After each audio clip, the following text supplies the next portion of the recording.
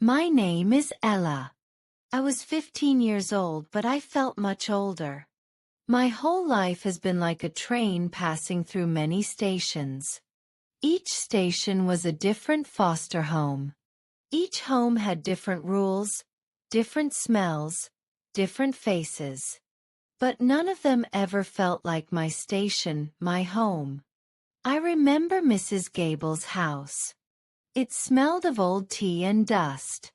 She told me to be quiet, always. So I sat in a corner. I had these tiny bits of pencil, almost too small to hold. And sometimes, if I was lucky, I found an old piece of paper, or a discarded newspaper. That's where I drew. Faces I saw in my dreams. Clouds that looked like they were crying.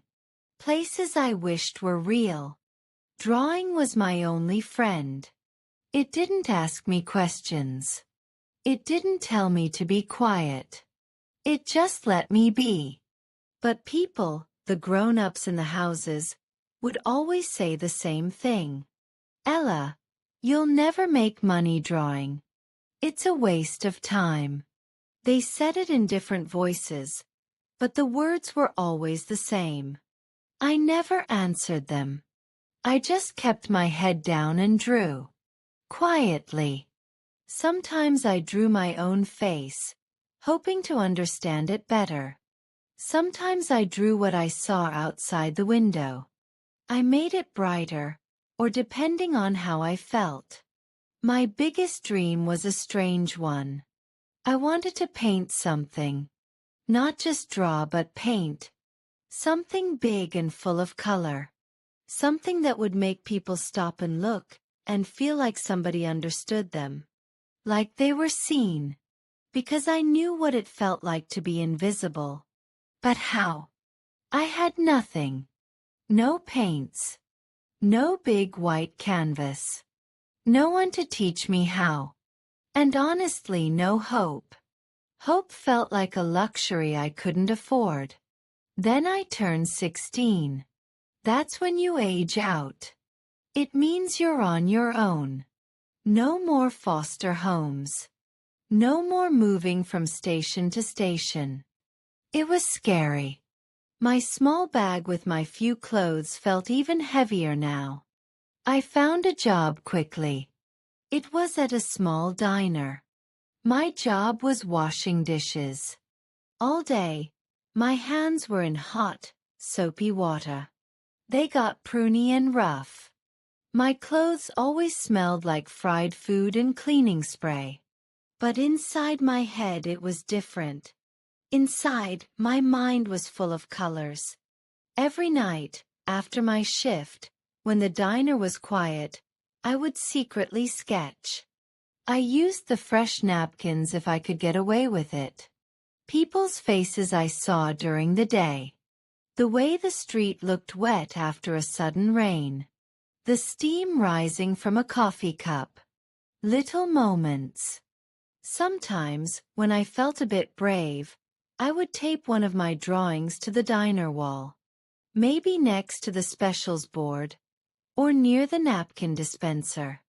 I hoped someone would notice. Just one person. See something in my lines. But nobody ever did. People came and went. They ate their food. They paid their bills. They never looked at the drawings. Ella stayed invisible. Just like always. One evening, something changed. It was late. The diner was almost empty. An older woman came in. She had kind eyes and a lot of wrinkles around them. Her hair was pulled back in a loose bun, and she wore a soft, colorful scarf. Her name was Mara. I heard the cook call her name. I knew she was an artist. Not a famous, rich artist, but people in town respected her. They said she had a small studio somewhere. Mara ordered her tea. While she waited, her eyes slowly moved around the diner. Most people looked at their phones. But Mara looked at everything. And then her eyes stopped. They stopped on one of my drawings. It was a small sketch, with a simple street view, but I had tried to capture the feeling of the rain. The way it made everything look soft and blurred. She looked at it for a long time. Then she looked at me. I was wiping tables, trying to pretend I didn't notice her looking.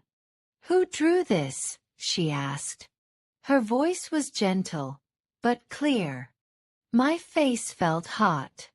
My hands still smelled like soap. "I made it," I said quietly, almost a whisper. I didn't look up. I was ready for her to tell me it was silly, that I should focus on my job. But Mara smiled.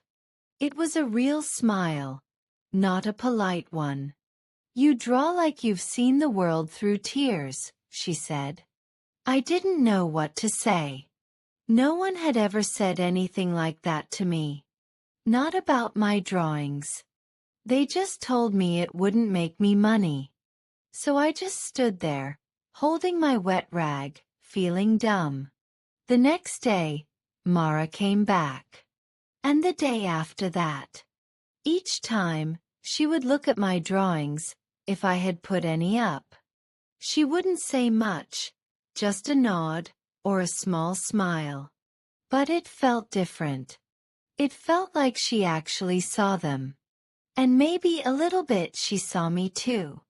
Finally, one evening, she waited until I was done cleaning. Everyone else had left. "Ella," she said, "if you want, come to my studio. I can teach you." My breath caught in my throat. Teach me? I felt a mix of excitement and deep fear. "I don't have any money," I mumbled, looking down at my worn shoes. It was the truth. Every dollar I made went to my small room and basic food. Mara reached out and gently touched my arm. Her hand felt warm. "I don't want your money, child," she said. "I just want you to believe in yourself. That's it." So I went. It was a tiny studio, tucked away above an old bookstore. When I stepped inside, it was like walking into another world. The air smelled of turpentine and oil paints. There were canvases everywhere, some finished, some waiting. And colors. I loved the colors. I had only ever seen dull, washed-out tones in my life. But here, the blue was brighter than any sky I had ever seen. The red was deeper than fire. Yellows shone like sunlight. Mara showed me how to hold a brush. She didn't tell me what to paint. She just said, "Paint what you feel, Ella. Don't hide it." I painted for hours that first day. My hands, usually busy scrubbing dishes, now carefully tried to mix colors. My first painting was messy. Really messy. The colors blended in strange ways. The lines weren't straight. But it was full of feeling. It was a mixture of all the emotions I had kept inside for so long. Mara looked at it. She didn't laugh. She didn't look disappointed. She just nodded slowly. "This," she said, "this is not about perfect lines. It's about the truth." Weeks turned into months. I still worked at the diner, but every free moment I had, I was at Mara's studio. She didn't just teach me about paint. She gave me canvases, real brushes. She even made sure I had food to eat. Sometimes she would just make me a warm cup of soup and tell me stories about places far away. She treated me like family. Something I had never truly known. One afternoon, while I was trying to mix a perfect shade of green, Mara looked at me. "There's an art contest next month," she said. "It's for young, unknown artists. You should enter, Ella. I froze. My brush stopped in mid-air.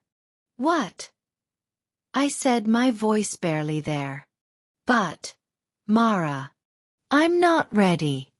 My paintings are still messy. I'm not good enough. Mara just smiled. It was that steady, calm smile of hers. You're never ready, child, she said. You just start. So I started. I painted every night.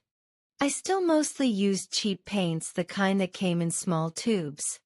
Some of Mara's brushes were old and a bit broken, but they felt precious in my hand.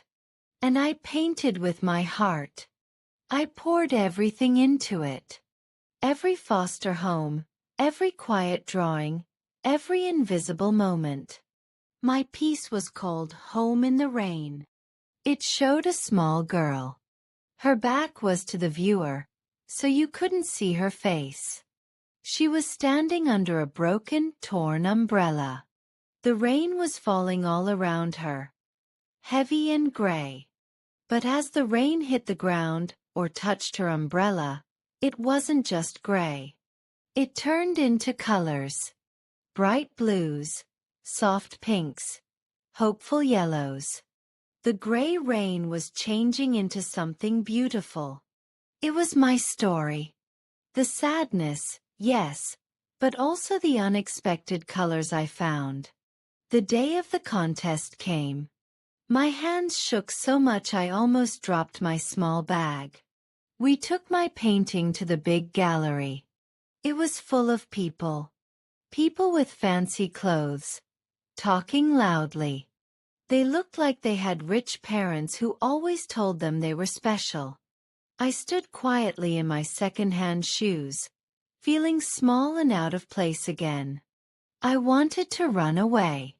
Mara stayed by my side.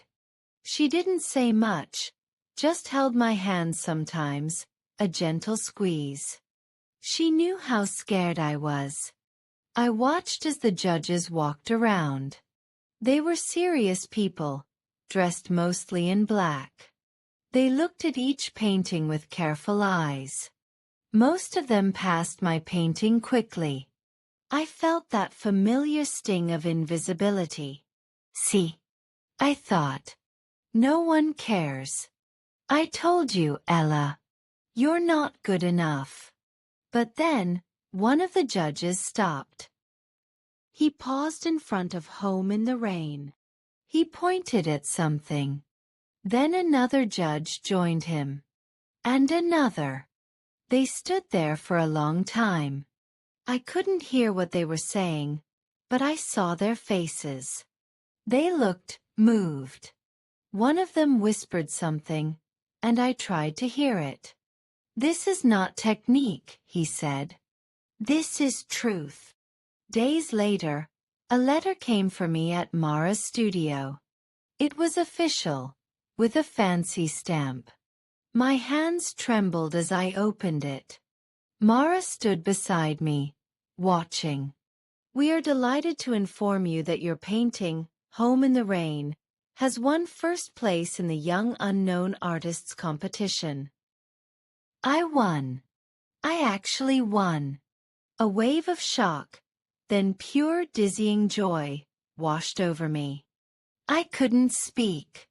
I just looked at Mara, and she hugged me tight. My painting, Home in the Rain, was displayed in the city gallery. A real gallery. People came to see it. Not just people from our town, but even foreign visitors. I saw some of them standing in front of my painting, just like the judges did. And sometimes, I saw tears in their eyes. They weren't crying from sadness, but from something else. Understanding, maybe. A journalist came. He wrote an article about me. His words were on the front page of the local paper. It said, "A forgotten girl paints the colors of her own pain, and it shines." I stood beside Mara, holding her hand, looking at my painting. The girl under the broken umbrella. The rain turning into colors. For the first time in my life, I truly felt seen. Not just my drawings but me. Ella. A year passed. My life had changed so much. Mara helped me find my own small apartment. I still painted, still learned. But I also remembered what it felt like to be that invisible girl. I started something new. I started teaching free art classes at a youth center. It was for kids who were just like me. Kids in foster care. Kids who carried a small bag and a lot of quiet feelings. The first day they were shy. They sat down with their pencils and paper, not looking at me. I looked at their faces. I knew that look. I used to wear it myself. I picked up a brush, dipped it in bright yellow, to paint a quick, simple splash of color on a paper. "My name is Ella," I said, my voice steady. "And I used to be just like you. I didn't have a home. Not a real one, anyway." I looked at their faces, and a few of them finally met my eyes. "You don't need a home to dream," I told them. "Sometimes, a dream becomes your home." Mara was there that day. She sat quietly in the back of the room, just watching.